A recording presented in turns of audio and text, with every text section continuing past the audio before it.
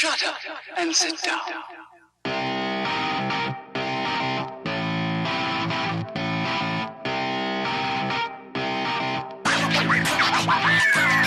Hello, Phantoms fans. Welcome to the Dump and Chase podcast. I'm Sam Olmstead. And I'm Justin Irwin. Let's do it. Hello, everyone, and welcome to episode 3. I'm Sam. I'm here with the guru of hockeyfan.com, Justin. Justin, are we ready for episode 3? As ready as we'll ever be. That could be a good thing, that could be a bad thing, but we're going to roll with it. So we're going to jump right into it here. The previous weekend, 2 games with Sioux Falls. A real tale of Jekyll and Hyde there. Friday, game again kind of mirroring what happened with the under-18s and Team USA. Phantoms get out to a quick start, power play goal by Ben Schoen. After that, a whole bunch of nothing. Now, we had discussed that we could talk about this game, or we could just play a fart noise for 5 minutes. I think either way would get our point across. Yeah, I was going to try to record something for that, but better taste won out in the end. And that's what we're all about here. I mean, what did you see? Was it just being outplayed by Sioux Falls? Was the team tired after coming off that 4 games in 5 days the weekend before? I'm going to go with a little bit of tired, probably just unfocused. So Phantoms dropped that game 4-1. At this point of the season, as tight as the race is for the number 2 seed in the Eastern Conference, leaving any points on the table is hard. So moving into Saturday, completely different story from Friday. Completely different teams showed up on both sides. What did you see different from the game on Saturday, a 3-0 win, versus what you saw on Friday? The Phantoms had a lot more energy, especially as the game went on. Sioux Falls looked to be just kind of flat. I think they got the win the night before, and just kind of that's when the tank ran out of gas. Now, a few stories from this game. On the Phantom side, you had Brett Murray getting goal number 40 on the season, so great milestone for him to hit. Also, Christian Stover getting his first USHL shutout. Played a great game, probably hands down, I mean, other than just the shutout itself, probably the best game I've seen him play all season. The only game I would say I saw he might have played better was the 5-4 overtime win against the under-18s. He was in net for that, and, you know, despite letting 4 goals in, it was the under-18 USA, so, you know, that's every bit as good as a shutout if you can come out with a win on those kids. Mm-hmm. Now, for Sioux Falls, probably not the greatest story to come out of this, but it was a story nonetheless. It was the injury to goaltender Alec Calvaruso. I believe at this point there really hasn't been an update on what he was diagnosed with. Have you heard anything? No, I have not. We definitely know it's something lower leg. Sioux Falls was on the power play. Phantoms dumped the puck down the ice, cleared the puck out of the zone. Calvaruso came out to play it. Brett Murray came up from behind him, stripped the puck, looped around the net and scored. Calvaruso, while trying to get back in net, kind of awkwardly fell backwards and falling on his leg as it was kind of trapped underneath of him.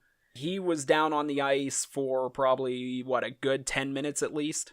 Yeah, it was 30 seconds left in the second period. The refs finally just called the period there, picked up the extra 30 seconds at the beginning of the third. It has to be pretty severe for them to do that, and I don't recall the last time I saw a guy writhing in pain that bad. He was in really a lot of pain down there, so you have to think it was something really serious. Yeah, that was. It was heartbreaking to see.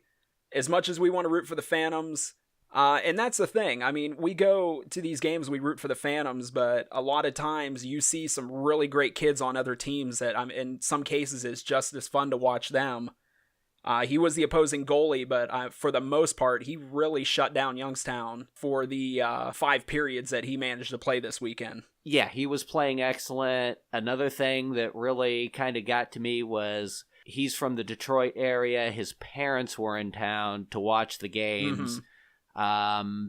They were sitting basically the next section over, and to have to watch them go through that was really hard. Yeah, so definitely on behalf of ourselves, Phantoms fans everywhere at Youngstown, we definitely wish him a very speedy recovery, that he can get back out on the ice sooner than later. Was as frustrating as it was, as good as he was playing, still, he was something to watch that weekend. Yeah, and, from what I've seen, the outpouring of the Phantoms fans on social media has been, pretty spectacular. Everybody wishes him the speediest recovery possible. So, if anybody out there hears that who can pass it on to him, please, we really wish him the best of luck. Oh, definitely, absolutely. So, switching gears, we're going to get into why these teams play 62 games and why every game counts. The playoffs are rapidly approaching, just mere days away. Right now, second place Chicago, third place Youngstown, and fourth place Cedar Rapids are separated by only 1 point. In recent history, do you remember a playoff race being this tight going into the last weekend? They always seem to be tight somewhere, but with that second place getting a bye, that seems to have ramped up the drama level. So, no, I do remember a couple seasons ago where we barely made it into the playoffs by a half game over Green Bay, I believe, and that was down to like the last game of the season. But in terms of 3 teams trying to really get that one spot there, no, not recently. Okay, and if we take a look at the standings right now, Chicago in second place, 74 points. Youngstown, third place, 73. Cedar Rapids, fourth place, 73 points. Chicago hit a bit of a rough patch the last couple weeks. 2 weekends ago, 3 games, dropped 2 of those in overtime, one of which to Madison. If you want to complain about the whole situation with the U18s and giving away points and everything else, you probably don't want to lose to Madison. No, that definitely seems to be a bad strategy there. Yeah, that's if you want to complain, go ahead and complain, but make sure you're taking care of your own side first. Last weekend, they get blown out by Dubuque 5-0, so they've kind of been lingering around, letting Youngstown and Cedar Rapids keep pace. Cedar Rapids, though, beginning of this week, they had a game in hand, the game with Green Bay. You know what, I'll go ahead and let you take this one. Yeah, Cedar Rapids went into Green Bay. They could have pulled ahead of us, got blown out. The final score, I believe, was 4-1. And just a really weak showing in a game that counted. And if we get that bye and they don't, then they're going to really look at that game as being one that got away. Oh, absolutely. Green Bay, their goaltending has been atrocious this season. But for them to come up in that game and pull off that win, big for us. So, Green Bay, thank you for that. We really, really appreciate the effort in that game. Rounding out the rest of the Eastern Conference, fifth place, Team USA. Sixth place, Dubuque Fighting Saints. Now, everybody in the Eastern Conference has clinched their playoff berth. Still a little bit left to go as far as the seeding, but that's where it is. Yeah, and it looks like USA is going to stay in that 5th spot, and Dubuque will stay in that 6th spot. I don't think there's really much of a chance of Dubuque catching them. So either you get a first round bye or you're playing for home ice advantage against one of those 2 teams, both of which we have a pretty decent record against. It looks pretty good, except you really want that bye instead of playing 5 games in 6 days. Yeah, it was announced for Youngstown, if Youngstown has to play the first round, the games will be Monday, Tuesday, Wednesday. So that would be interesting for us. That would be a pretty quick turnaround for us for episode 4. We definitely want to get a playoff preview out, quick little season recap and all that kind of stuff. If the Phantoms end up in the 3rd or 4th seed and have to play on Monday, Tuesday, Wednesday, that's going to be a very quick turnaround for us. Yeah, and I know the rest of the league, the fans, the teams, nobody is really a big fan of this playoff format and that quick turnaround, but it is what it is, and you got to play it, so let's try to get that bye. You never hear the first and second place team complaining about the playoff format, so let's try to get in that camp. So yeah, I said last year I wasn't a real big fan of it, and we got that second spot bye. So, you'll take it if you get it. Okay, so getting into this weekend, we're looking at a team that we've become pretty familiar with in the past few weeks. Home and home this weekend with the U17s, Team USA, and potentially could be a first-round matchup if we do not get that second seed. How do you see this weekend going? Is it going to be the U17s that play? Well, we hope at least the second day we'll get the team that we have scheduled. Maybe they'll send next year's under-17s or Honey Baked Hockey or Little Caesars Hockey.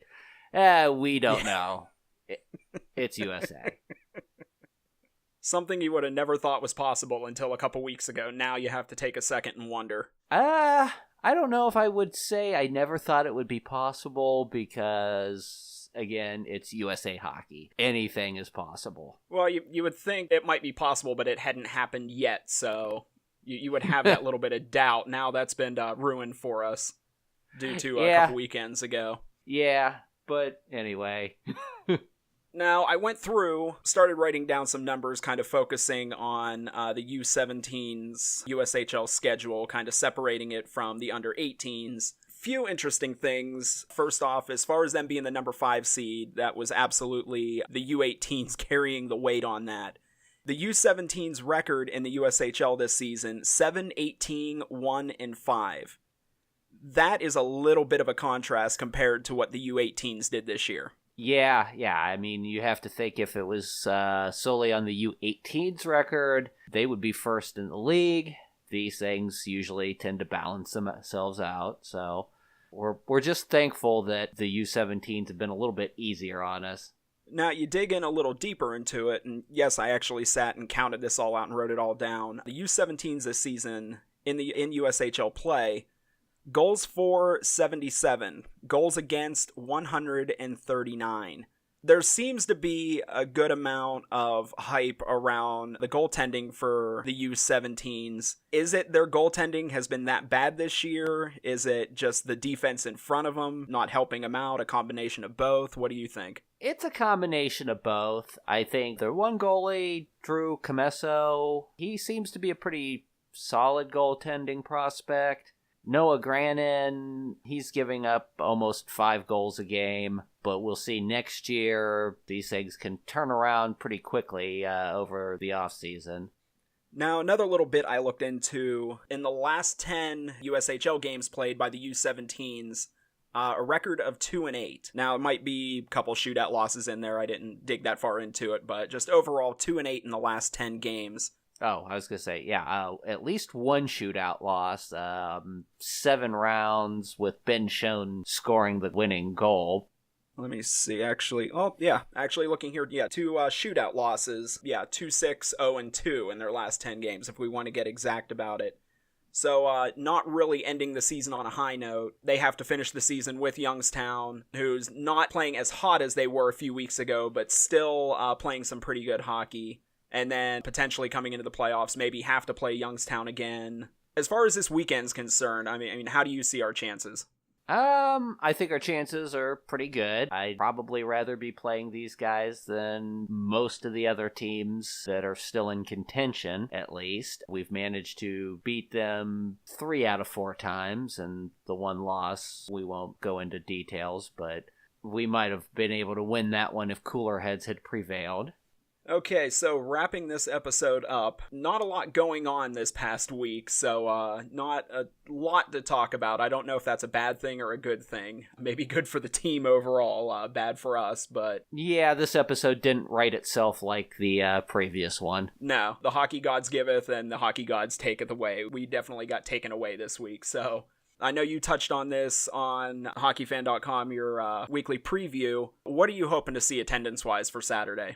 Well, hoping to see the place sold out. Realistically, I'm kind of hoping we could at least hit, 2,000, 2,500. We're not going to really move up in the attendance standings. I'd like to be a little bit above, at least, USA Hockey Arena up in Plymouth, where we'll be on Friday night. So I'll be in attendance in both arenas, so I guess that'll wash itself out. But yeah, I'd like to at least bump our average up a little bit. And as far as next week's episode, like I said before, really depends on what happens this weekend. If we can get the number 2 seed, that'll give us a little more time to get episode 4 out. We really wanted to get a good playoff preview, a little bit of a season recap. We're looking at right now, it's been suggested to us by a couple people. We think we have everything in place. An interview in episode 4 with a very special guest who, in case everything falls apart, we won't say who it is. Yeah, if everything goes to plan, we'll actually have a special guest interview on episode 4, so you're going to want to make sure you tune in for that. And if we don't have the interview, we'll find some other way to entertain you. We'll do some karaoke or something, whatever we have to do to make up for it, but... Yeah, I don't think we need to scare people off. But we'll do what we can. As it stands right now... You've probably heard me singing at the game. I don't sing well. Yeah, you're not going to be singing the national anthem anytime soon, but as it looks right now, all the cards are in play, so hopefully we'll have that for you next week.